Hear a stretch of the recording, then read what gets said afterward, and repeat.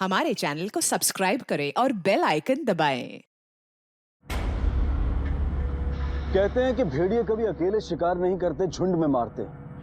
सुनसान सड़क पर एक अकेले निहत्थे इंसान को इतनी बेरहमी से घेर कर मारना इंसान की शक्ल में छिपे इन भेड़ियों की कायरता का प्रमाण है। और दुर्भाग्यवश कभी कभी एक शेर भी इन भेड़ियों का शिकार बन जाता है। नमस्कार, आदाब। क्राइम पेट्रोल डायल 100 के ब्लैक हेडलाइंस अध्याय में आप सबका स्वागत है। एनसीआरबी यानी कि नेशनल क्राइम रिकॉर्ड ब्यूरो के मुताबिक पिछले साल हत्याओं की दर प्रति 1 लाख 2.6 थी और इनमें से निर्मम हत्याओं की दर वाकई में चौंका देने वाली है। हमारी आज की कहानी एक ऐसी ही निर्मम और जघन्य हत्या के बारे में है। एक ऐसी हत्या जिसने पूरे शहर में रोष भर दिया और पुलिस और प्रशासन को बुरी तरह से हिला कर रख दिया।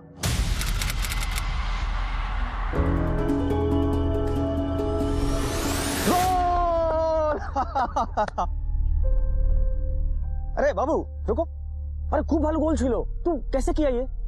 दोबारा कर सकते हो? अच्छा, तुम तो रोज खेलते होगे यहाँ इन बच्चों के साथ? ना काकू, पर रोज देखता हूँ इनको।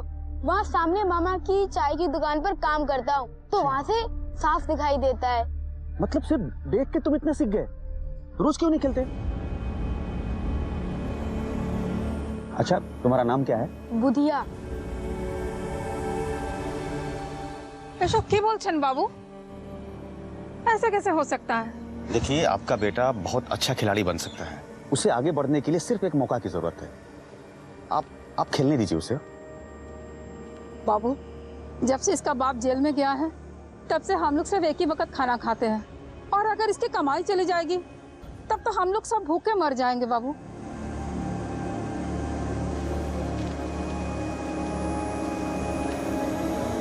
इसे रखिए आप। এসব কি করছেন बाबू? रखिए रखिए ना आप। ये देखिए, ये कोई दया और भीख नहीं है, ये स्टाइपेंड है, मतलब भत्ता है बुधिया का, जो हर महीना आपके पास पहुंच जाएगा। लेकिन आपको एक वादा करना होगा कि आप इसे खेलने से मना नहीं करेंगे। रजीव बाबू, अच्छा। अरे अरे बस बस बस बस, तू नीचे कहाँ जा रहा है? तुझे बहुत ऊपर जाना है। हा?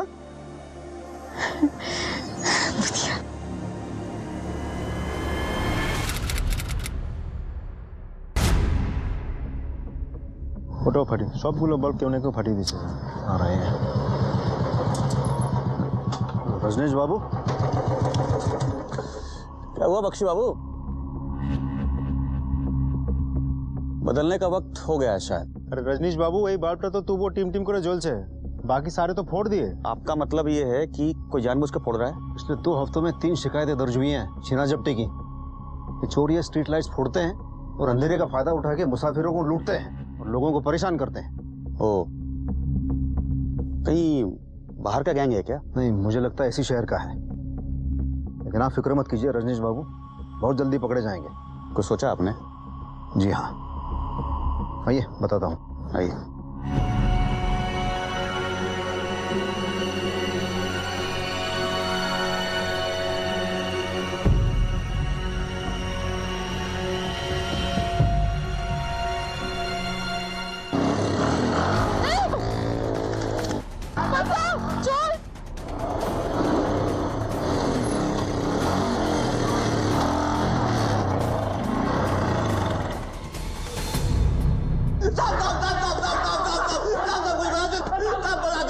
रजनीश जी, आप ये क्या कह रहे हैं?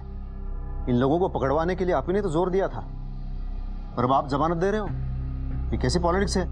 बिल्कुल साफ और सार्थक। ये दोनों लड़के मेरे ही पाड़ा के रहने वाले हैं और मैंने इनके बारे में अच्छे से पता किया है। देखिए, गरीबी और बेरोजगारी अक्सर नवयुवकों को गलत रास्ते पर खड़ा कर देती है। अगर एक बार इन्हें जेल की हवा लग गई तो पेशेवर अपराधी बनने में समय नहीं लगेगा इन्हें। इसलिए मुझे लगता है कि हमें इन्हें एक बार मौका देना चाहिए। मुजरिमों को मौका नहीं, सजा दी जाती है रजनीश बाबू। अरे सर, 1790 में दुनिया की पहली आधुनिक जेल बनाई गई थी। तब से लेकर आज तक लाखों जेल बनाए हम लोगों ने, लेकिन समाज से जुर्म खत्म नहीं कर पाए। क्या इससे ये साबित नहीं होता है कि कमी कहीं ना कहीं हमारे तरीके में भी है, जिसे हमें बदलना चाहिए? अब देखिए, व्यवस्था को बनाए रखना आपका काम है और उसे बचाए रखना मेरा काम। आप अपना काम बखूबी से करें, अब मुझे मेरा काम करने दीजिए। इन रजनीश बाबू, यहाँ से जाने के बाद भी वो फिर से जुर्म के रास्ते पर नहीं आएंगे, इसकी गारंटी कौन लेगा? मैं लूंगा। जी? जी। तो ठीक है, कल सुबह उन दोनों लड़कों को छोड़ देंगे। Thank you. देखा ना अपनी माँ का क्या हाल है। मुझसे जितना हो सकता है मैं करूंगा। तुम लोगों को भी आगे से ध्यान रखना होगा। रजनीश बाबू, आप यहाँ नीचे कहाँ बैठ गए? अरे आप ऊपर बैठिए ना, ये जगह तो हमारी है नीचे बैठने की। अरे मौसी, मुझे क्या गठिया हुआ है जो मैं नहीं बैठ सकता नीचे? अरे देखिए, एकदम ठीक हूं मैं। और मौसी, सबसे पहले ये ऊंच नीच की बात आप अपने दिमाग से निकाल दो, ठीक है? अब काम की बात करें, और भी जाना है मुझे कहीं। काम में तो नहीं मिला रजनीश बाबू, अगर कुछ काम मिल जाता तो शायद ये लोग ये पाप नहीं करते। अब तो सोने का भी बनकर लौटेंगे ना, तो कोई यकीन नहीं करेगा इन पर। मौसी, इंसान सोना नहीं होता है, मिट्टी का होता है। उसे फिर से गढ़ा जा सकता है। आप चिंता ना करें, मैं दिलाऊंगा इन्हें नौकरी।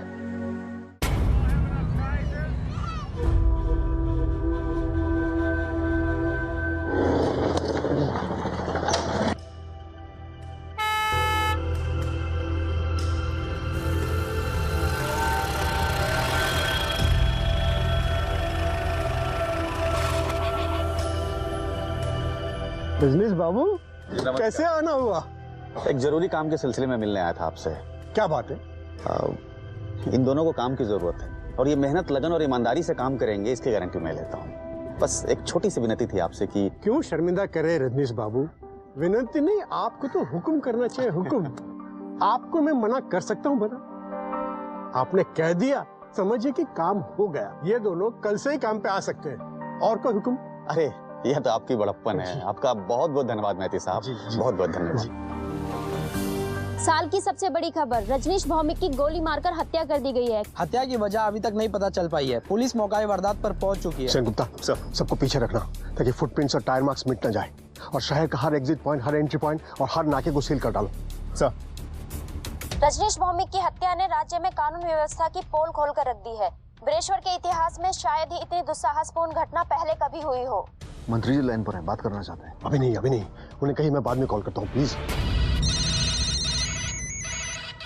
रजनीश भौमिक की हत्या हो गई है। इस खबर ने सत्ता के गलियारों में भूचाल ला दिया है। ये एक बहुत ही निंदनीय अपराध है।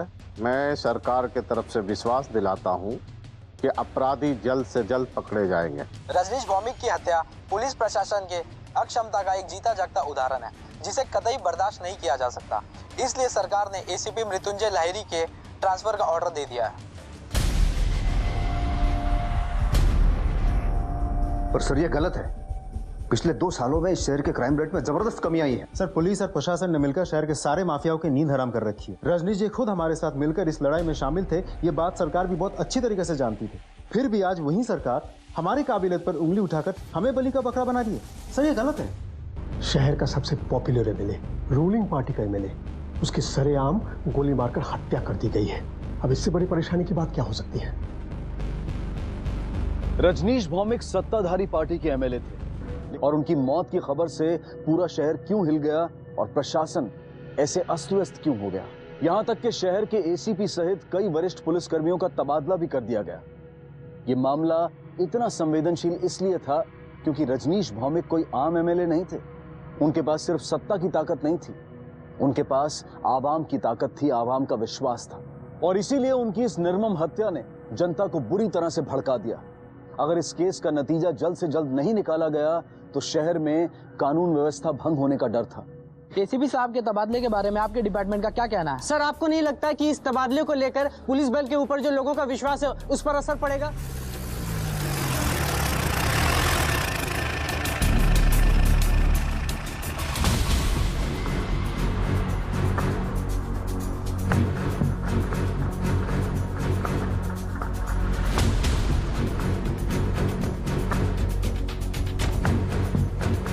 सर, आप?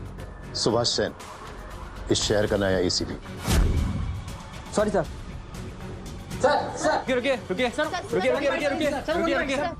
अभी शहर, ये केस आपकी रिस्पॉन्सिबिलिटी है, जिसे निभाने में मैं कोई कसर नहीं छोड़ूंगा। ये पीआई बख्शी है, इस केस के इंचार्ज। सर, एनीवे, ये इस केस की फाइल। ये मैंने रास्ते में पढ़ी है सर। मुझे हैरानी बस एक ही बात पर है कि एक एमएलए, वो भी बाइक पर, उस जगह क्या कर रहा था? आई मीन टू से, न कोई गाड़ी न गार्ड्स, स्ट्रेंज। वो वैसा ही था, अपने आप को शासक नहीं सेवक मानता था, ऐसे अकेले ही घूमता था। उसका मानना था कि अगर आम आदमी की तरह रहे तो ही आम आदमी से जुड़ सकता है। शायद सही भी था। जो खबरें हमें ढूंढनी पड़ती है वो आम आदमी से जुड़े रहने के कारण उसे आसानी से मिल जाती थी, विदाउट एनी एफर्ट। अब जैसे शहर में चल रही इलीगल माइनिंग की केस और उसकी खबर उसे चाय के ठेले में मिली।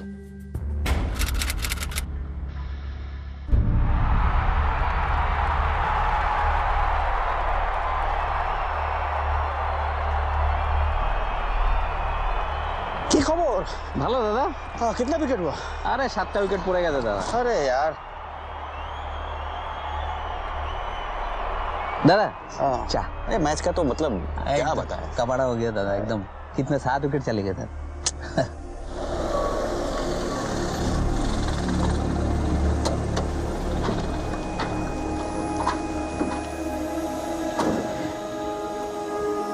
दादा मीठी और कड़क चाय দিচ্ছি, বসুন। हाँ।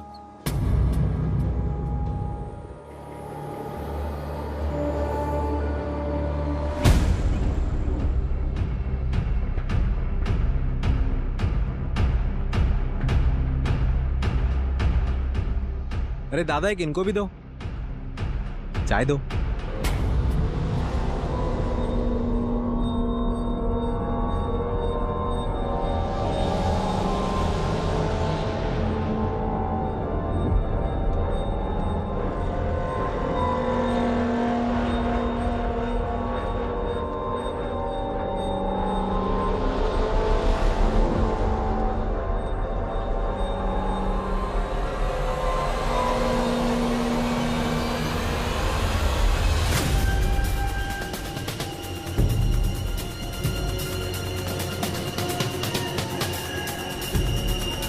राखल।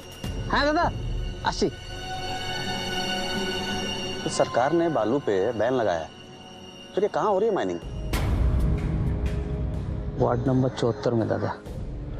रेती भर के लेके जाते हैं और अवैध शराब भर के लाते हैं।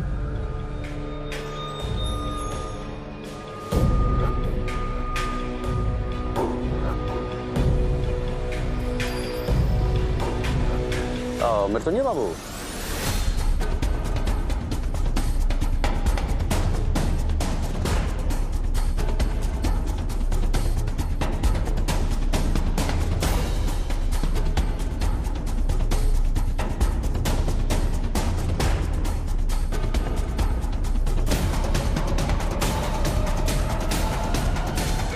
नहीं सर, मुझे मत मारो सर, मैंने कुछ नहीं किया।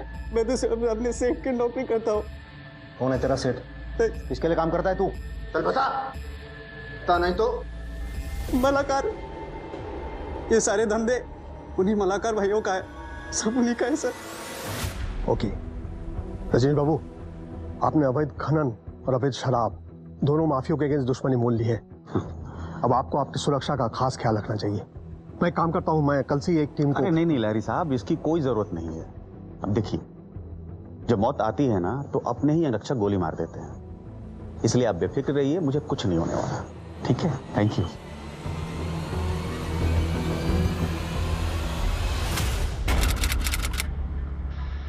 तो मलाकार भाई इस केस में दोषी हो सकते हैं? बिल्कुल, प्लीज टेक योर सीट। अभी दोनों कहां हैं? वो दोनों बेल पर बाहर है। वो अपने आखिरी दिनों में रजनीश ऐसे ही खतरनाक लोगों से दुश्मनी मोल ली थी। हमने सभी सेलफोन कंपनीज को उन नंबर्स की लिस्ट तैयार करने को कहा है जो घटना के वक्त मौका वारदात पर या उसके आसपास मौजूद थे सर। लेकिन इसमें तो बहुत टाइम लग जाएगा सर। हमें एक हफ्ता मान के चल रहे हैं, पर इससे ज्यादा वक्त भी लग सकता है। और ये मलाकार भाई, इनके बारे में क्या कर रहे हैं हम? हमने उनके घर पे छापा मारा था, पर वो भाग चुके थे। और सर, उनके फोन्स बंद आ रहे हैं। हो ना हो इस हत्या के पीछे इन्हीं लोगों का हाथ है। उनकी कॉल डिटेल्स चेक किया आपने? मींस कहीं किसी कॉन्ट्रैक्ट किलर से पिछले कुछ दिनों में बात तो नहीं हुई? नहीं सर, ऐसा कोई कॉल नहीं आया। उनके फोन्स हमारे सर्विलेंस पे हैं? जी हाँ सर, जैसे ही एक भी ऑन होता है हमें पता चल जाएगा। उनके बैंक रिकॉर्ड्स चेक किया आपने? कहीं पिछले कुछ दिनों में कोई बड़ा ट्रांजैक्शन तो नहीं हुआ? No sir. हमें इन दोनों भाइयों को जल्द से जल्द ढूंढना होगा, क्योंकि इस केस में यही हमारे प्राइम सस्पेक्ट्स हैं। लेकिन हमें एक बात का खास ख्याल रखना पड़ेगा कि कहीं ऊंट की आड़ में लोमड़ी न बच के निकल जाए। सर मैं कुछ समझा नहीं। बख्शी, फुटबॉल खेली है तुमने? हाँ सर। गुड। उसमें तुमने देखा होगा कि हमेशा हम अपोनेंट टीम के स्टार प्लेयर ज्यादातर स्ट्राइकर को मार्क करते हैं, उसे चेक करते हैं, लेकिन फिर भी गोल कोई और कर जाता है। उसी तरीके से हमारे इस केस में हमारे प्राइम सस्पेक्ट्स मलाकार भाई हैं। लेकिन सबसे बड़ी बात यह है कि कहीं असली मुजरिम शक के दायरे से बाहर न निकल जाए। इस बात का ध्यान रखना होगा। सर, ऐसे हाई प्रोफाइल केसेस अक्सर दो वजहों से सुलझ नहीं पाते। एक, या तो हत्यारे बहुत ताकतवर होते हैं, उनकी पहुंच दूर तक होती है, जिसकी मदद से वो कानून को तोड़ मरोड़ कर अपने बचने का रास्ता बना लेते हैं, या फिर पुलिस के पास इतने ज्यादा सुराग होते हैं कि जांच के गलत दिशा में भटक जाने की संभावना बढ़ जाती है। इसीलिए नए एसीपी सुभाष सेन हर कदम बहुत सतर्कता के साथ उठा रहे थे। सेन गुप्ता, रजनीश भौमिक की पोस्टमार्टम रिपोर्ट का क्या हुआ? सर रिपोर्ट आ गई, ये रही रिपोर्ट। सर तकरीबन 6 देसी कट्टों से 6 गोलियां मारी गई। डेथ ऑन द स्पॉट हुई है सर। फिलहाल पोस्टमार्टम रिपोर्ट से हमें इतना ही पता चल रहा है।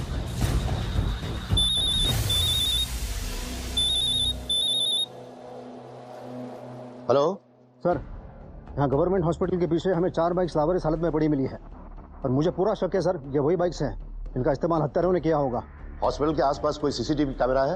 नहीं सर, मैंने चेक किया है, जगह पूरी सोच समझ के चुनी गई है। बाइक्स के जो चेसिस नंबर है वो सलामत है? नहीं सर, चेसिस नंबर्स घिस के मिटा दिए गए हैं। तुम एक काम करो, फॉरेंसिक डिपार्टमेंट से इन बाइक्स को चेक करवाओ, शायद कोई क्लू हाथ लग जाए। और शहर भर में जितने भी पुलिस स्टेशन है वहां से पता करो कि पिछले कुछ दिनों में कहां से कितनी बाइक्स चोरी हुई हैं, और उनमें से कितनों की डिटेल्स और डिस्क्रिप्शंस इन बाइक से मैच करते हैं। Okay sir. सर हमने एक कॉल रिकॉर्ड की है मालाकार भाइयों की। मुझे लगता है आपको ये सुनना चाहिए। ओके।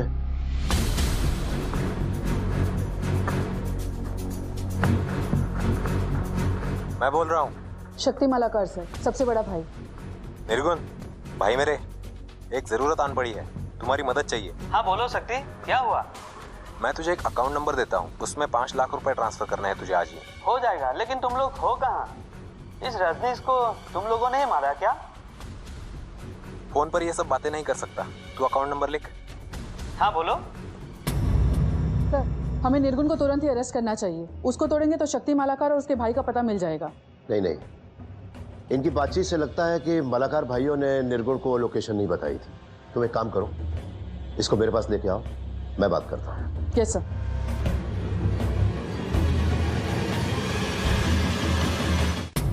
पानी पियो, पियो।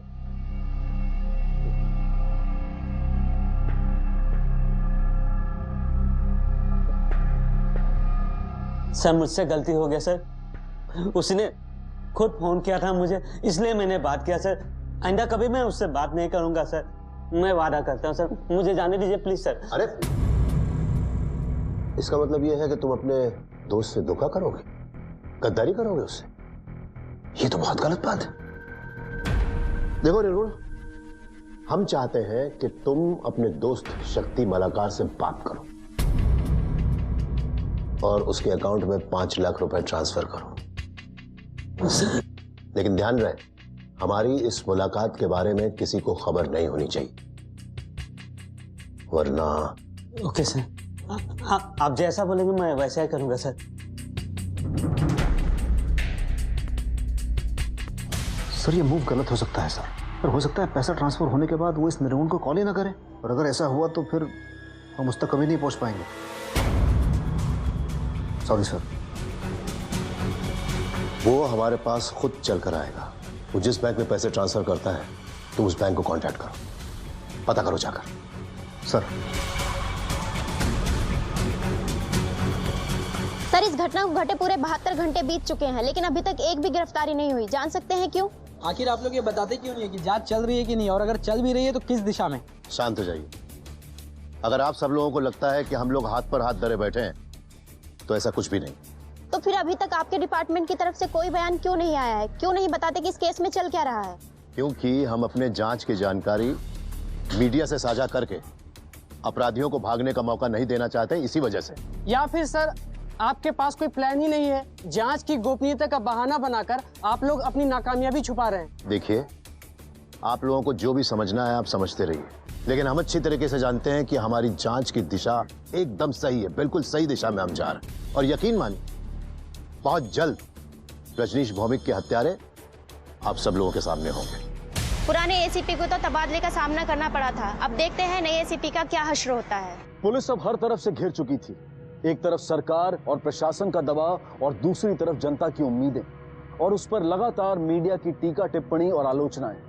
इतने सारे सुराग होने के बावजूद पुलिस के सामने अब तक कोई ठोस सबूत नहीं था। एक एक पल के साथ निराशा के बादल गहरा रहे थे, और फिर 2 दिन बाद पहली बार पुलिस को एक ठोस सुराग मिला।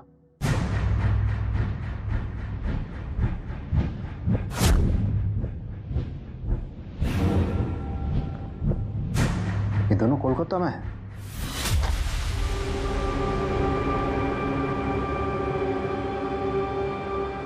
हेलो, लाल बाजार पुलिस स्टेशन।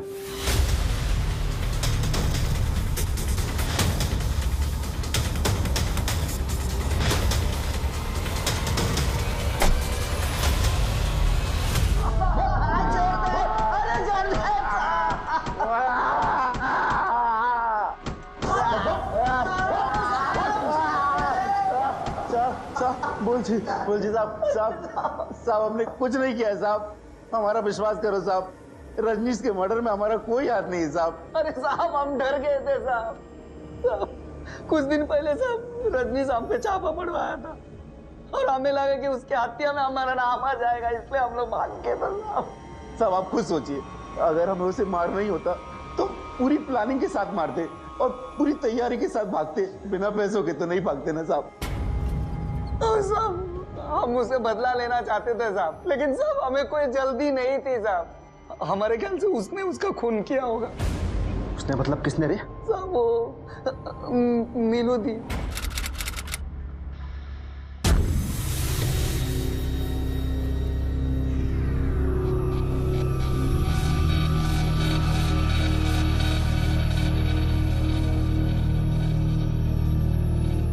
नमस्कार दीदी। अरे मैंने कहा था हम लोग मिलने के लिए आएंगे, फिर ऐसे आदमी को भेजकर हमें बुलाने की क्या जरूरत थी? वो एमएलए अब तक जिंदा क्यों है?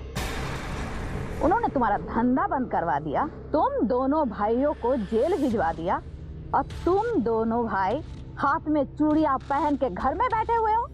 मेरी बात ध्यान से सुनो, मार डालो उसे। जा किछु হবে আমি দেখে নেব। सत्ता की गलियों में कहां तक पहुंच है तुम लोगों से छुपा नहीं है। कुछ भी होगा मैं संभाल लूंगी। अरे नहीं नहीं, ये तो इजी ना। अच्छा, अब तुम समझाओगे मुझे? लेकिन नीलू दी, बस तुम लोगों का बस का नहीं है। इस काम का जिम्मा भी मैं ही लूंगी। मेरे आदमी मारेंगे उसे, और तुम दोनों भाई बीच में नहीं आओगे, समझे? ये नीलू कौन है? सर एक इंडिपेंडेंट काउंसलर है और इस शहर में अपना एक तबेला चलाती है। अवैध तबेला है सर। इस नीलू ने अपने तबेले के आसपास की काफी बड़ी जमीन और कीमती जमीन पर अवैध कब्जा कर रखा है। उस जमीन की कीमत करोड़ों में है, और इसे हटाने के लिए एमएलए रजनीश भौमिक ने उसे 1 महीने का टाइम दिया था। किसी ने रजनीश भौमिक से इस बात की शिकायत की थी या उन्होंने खुद ही एक्शन लिया था? नहीं सर, तबेले के सामने ही जूट की मिल है और मिल मालिक ने ही रजनीश जी से शिकायत की थी और रजनीश जी ने कंप्लेंट लिखवाई थी।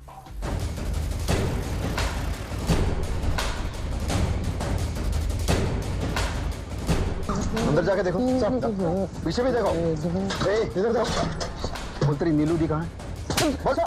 अंदर जितने भी लोग हैं सबको उठाने लेके चलो, चलो।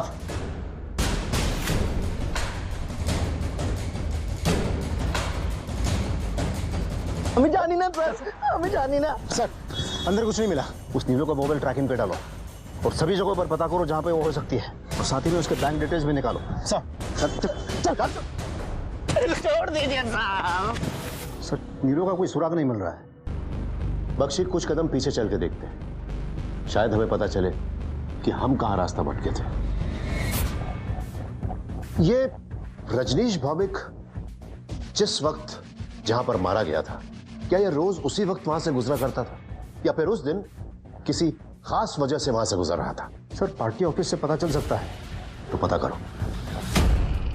नहीं सर, रजनीश दादा ने कभी कोई सेक्रेटरी नहीं रखा। इतने बिजी होने के बाद भी अपने कॉल्स खुद उठाया करते थे।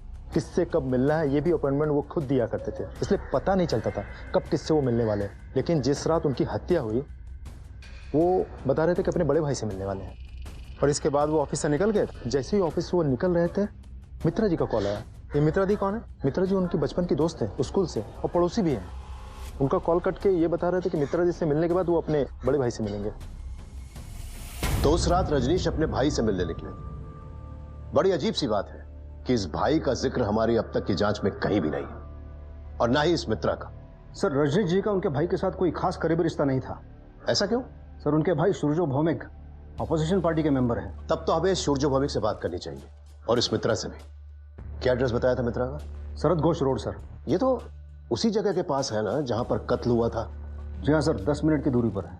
अगर रजनीश ने मित्रा से मिलने का प्लान अचानक बनाया था, तो कातिलों को कैसे पता चला कि ये उसी वक्त पर वहां पहुंचने वाला है? सर ऐसा भी तो हो सकता है कि कातिल को पहले से ही पता था, कातिल का कोई आदमी पहले से ही पीछा कर रहा हो। या फिर हो सकता है ये उनमें से किसी का प्लान हो कि उसी वक्त रजनीश को वहां बुलाया जाए।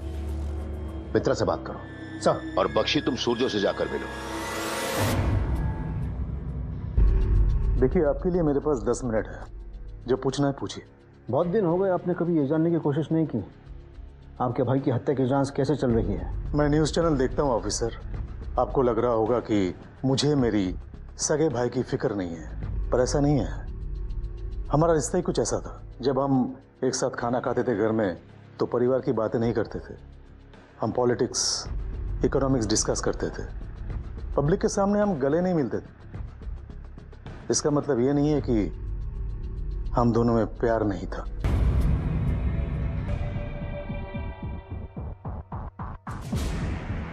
सारा शहर, शासन, प्रशासन आपके डिपार्टमेंट के पीछे पड़ी है इस केस को सॉल्व करने के लिए। मेरा राय मानिए, यहां वक्त बर्बाद मत कीजिए, असली कातिल को पकड़िए।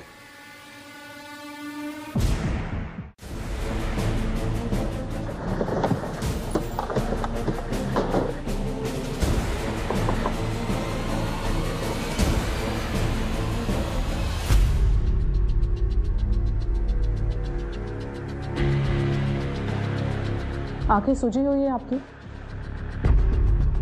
जी, वो विधवा होने के बाद से रजनीश दा ने ही सहारा दिया।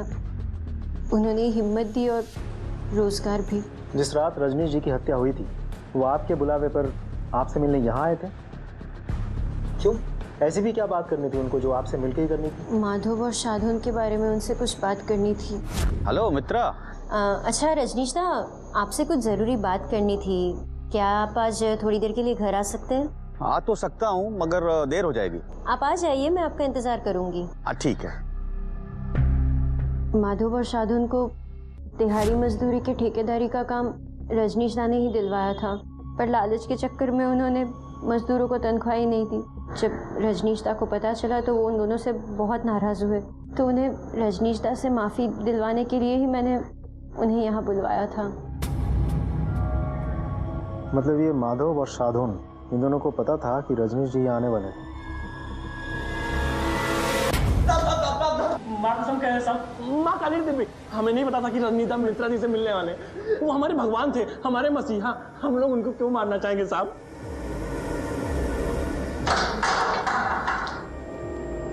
सर, या तो ये लोग सच बोल रहे हैं या फिर बहुत शातिर हैं। इन्हें जाने दो बख्शी, लेकिन नजर रखना। सर, और मित्रा? वो भी शामिल हो सकती है।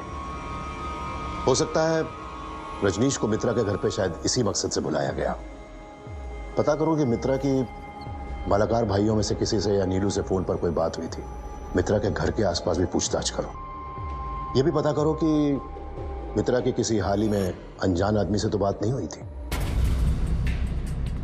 बहुत भली लड़की है साहब, बेचारी बहुत बुरा हुआ बेचारी के साथ। इनमें से किसी को भी हाल फिलहाल में देखा है आपने? नहीं साहब, नहीं देखा। सर, किसी ने ऐसा कुछ भी नहीं देखा जिससे मित्रा पे हम शक कर सके। उसके कॉल डिटेल्स में भी सस्पिशियस कुछ भी नहीं मिला। फिर भी कोशिश करते रहो। सर नीलू ने कोर्ट में सरेंडर कर दिया है और उसने एंटीसिपेटरी बेल भी ले ली है। इंटरेस्टिंग। अब तो इस नीलू से मिलना ही पड़ेगा।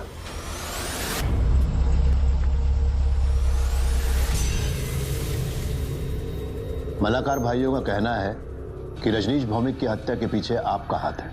इस हत्या में मेरा कोई लेना देना नहीं है। तो फिर ऐसे भाग क्यों गई थी आप? क्या है ना सर, खबर मिल गया था। उन दो गधों ने अपनी जान बचाने के लिए मेरा नाम ले लिया था और बगैर एंटीसिपेटरी बेल और वकील के मैं पुलिस के सामने आना नहीं चाहती थी। लेकिन एंटीसिपेटरी बेल मिलने का ये मतलब नहीं है कि आप शक के दायरे से बाहर हैं। आपके पास अभी कत्ल करने का मकसद है। आपको उन्होंने तबेला खाली करने का नोटिस दिया था ना? हाँ जी, बिल्कुल दिया था। इसी पे स्टे ऑर्डर लेने के प्रयास कर रहे थे हम। और अगर हमें उन्हें मारना ही होता तो हम स्टे ऑर्डर लेने की कोशिश क्यों करते? सर हम बेल के पेपर साथ लाए।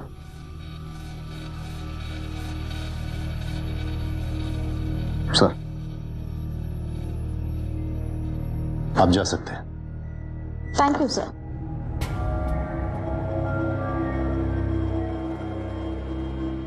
नजर रखो इस पे। वो देखो नीलू दी आ गई। अरे कैमरा ऑन करो। चलो नीलू दी। Hello ma'am.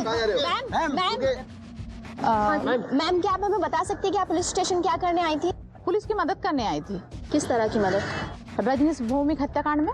मैं शहर की एक इज्जतदार नागरिक ही नहीं, मैं एक काउंसिलर हूँ और जिस तरह से बिना सबूत के मेरे नाम को इस मामले के साथ घसीटने की कोशिश करी है, मैं तो पुलिस डिपार्टमेंट के ऊपर मानहानि दावा करूंगी।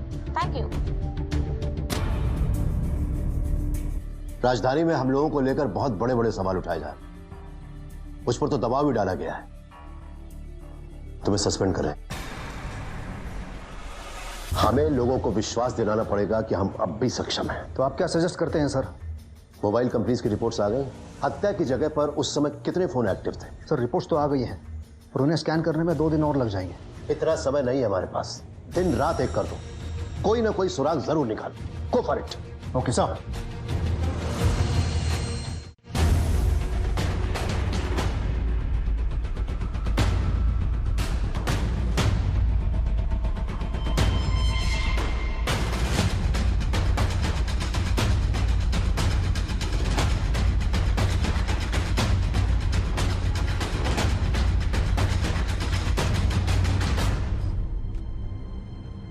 सर एक बहुत बड़ा सुराग हाथ लगा है। उस रात बहुत सारे नंबर्स एक्टिव थे, पर 7 नंबर्स खास हैं और ये 7 नंबर एक ही सीरीज में है और एक ही आदमी के नाम पर रजिस्टर्ड है। और ये पौधो गोई रंगामाटी गांव से। रंगामाटी? सेन गुप्ता, तुम फौरन एक टीम लेकर रंगामाटी निकल जाओ।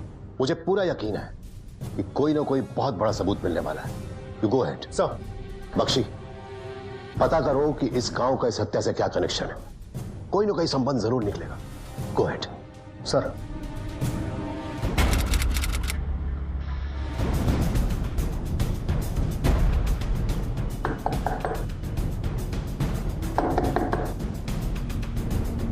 जी हरिपद गोइन वो तो 6 साल पहले गुजर गए। हेलो सर, ये हरिपद गोइन तो 6 साल पहले ही गुजर गए। व्हाट? मुझे लगा ही था।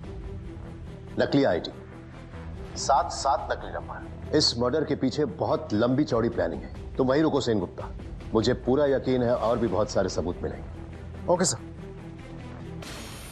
सर आपका अंदाजा बिल्कुल सही था सर। रंगामाटी का इस केस के साथ बहुत बड़ा संबंध है। रजनीश भौमिक रंगामाटी से थे। ओके।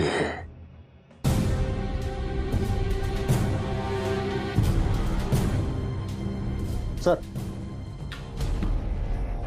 बख्शी, ये कॉल रिकॉर्ड्स बहुत कुछ बताने की कोशिश कर रहे हैं। क्या है सर? पक्का तो नहीं कहा जा सकता। ना तो मालाकार भाइयों से कोई बात हुई है, ना नीलू से, और ना ही माधव शादन से। लेकिन कत्ल के बाद इस नंबर से कई फोन्स आए। किसका नंबर है सर? राखाल का। बीरेन सरकार रोड पर चाय का ठेला है उसका। चाय पीना किसी को? पीते हैं सर।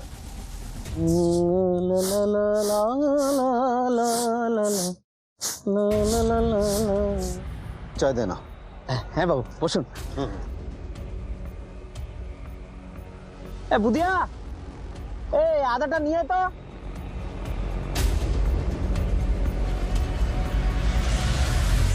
राखाल। जी बाबू। तुम रजनीश भौमिक को कैसे जानते थे? रजनीश बाबू को कौन नहीं जानता है बाबू, वो तो हमारे लिए भगवान स्वरूप थे।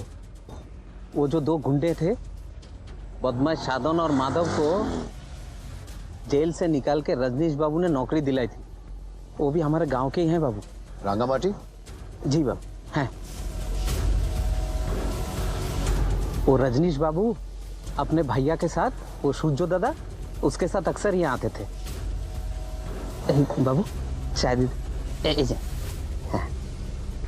बाबू, ये जो आप लड़का देख रहे हैं ना, ये भाटाभाटी फुटबॉल खेलता है। तो हमारा रजनीश बाबू इसके लिए वही स्टाइपेंड। हाँ बाबू, वही स्टाइपेंड दिलाया था फुटबॉल खेलने के लिए। वही रजनीश बाबू के गुजरने के बाद ये लड़का फिर आ गया काम करने के लिए। अच्छा ये बताइए, रजनीश बाबू और सूरजो बाबू, इनके आपस में संबंध कैसे थे? बाबू वही रजनीश बाबू और सूरजो बाबू एकदम अलग हैं। रजनीश बाबू मिलनसार, हंसमुख, और सूरजो बाबू एकदम चुपचाप, संजीदा।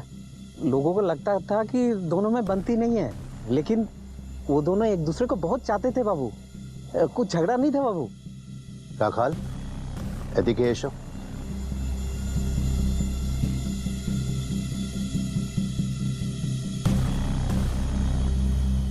राखाल, तुमने सूरजो भौमिक को फोन लगाया था 3 बार, किस लिए?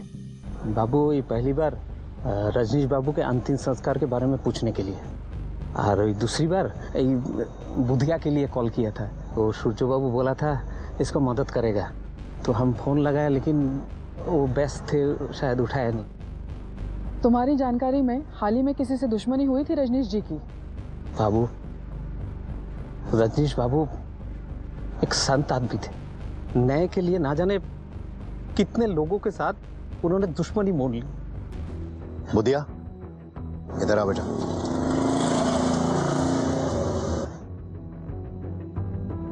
बेटा, तुम घर जाओ और अपनी ट्रेनिंग पर ध्यान दो। पैसों की चिंता मत करना। हाँ, रजनीश ही नहीं है तो क्या हो, तुम्हारी स्कॉलरशिप का इंतजाम हम लोग करवाएंगे।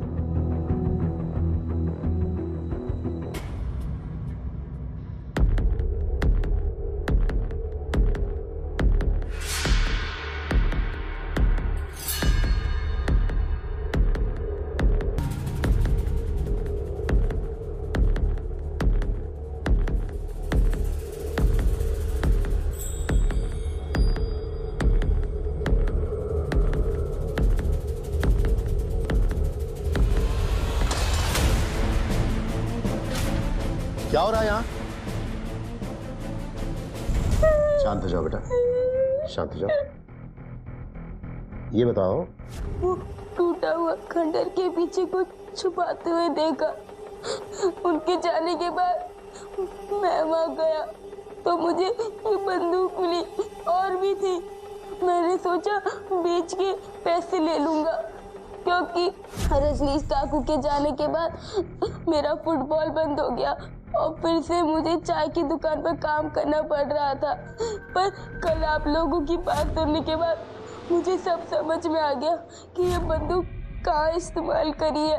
रजनीश काकू ने मेरे लिए इतना किया तो फिर मुझसे रहा नहीं गया और ये बंदूक आपके पास ले आया।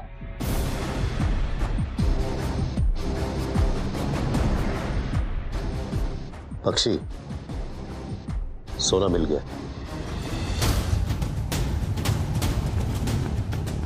सर, सिर्फ सोना नहीं, सोने की पूरी खान मिल गई। बख्शी, तुम साधन और माधव को उठा कर लाओ फौरन।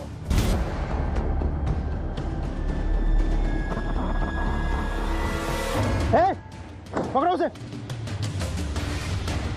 चल चल।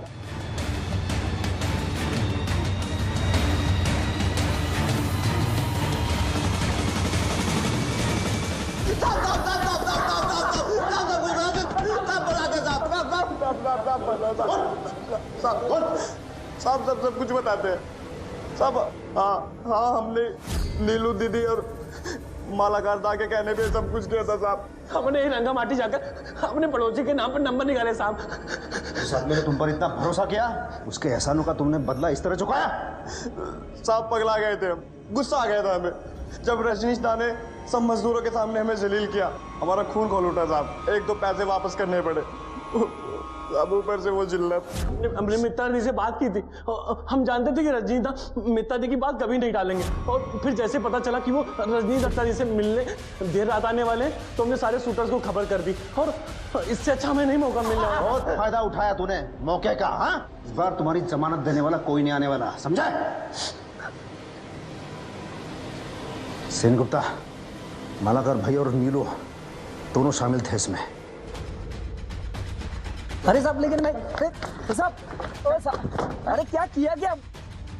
अरे उन्हें मारा ना उसे? साहब हम उसे नहीं मारना चाहते थे साहब, हम उसे नहीं मारना चाहते थे साहब, लेकिन नीलू नहीं मानी साहब। तुम लोगों का बस का नहीं है, इस काम का जिम्मा भी मैं ही लूंगी। मेरे आदमी मारेंगे उसे, और तुम दोनों भाई बीच में नहीं आओगे, समझे? और नीलू को हम मना नहीं कर सकते थे साहब, क्योंकि नीलू के हम पर पहले ही बड़े एहसान थे। पर इसलिए हमने नीलू के कहने पर रजनीश को मारने का प्लान बनाया। फिर उसकी हत्या के लिए हमने ही शूटर का इंतजाम किया, और उनमें से 3 हमारे ही भाई थे। हमें मालूम था रजनीश का मर्डर का शक हम पे जाएगा, इसलिए बिना इंतजाम के हम घर से भाग गए साहब, ताकि हम पकड़े जाने पर आपको यकीन दिला सके। लेकिन साधन और मदन ने सारा भाड़ा फोड़ दिया।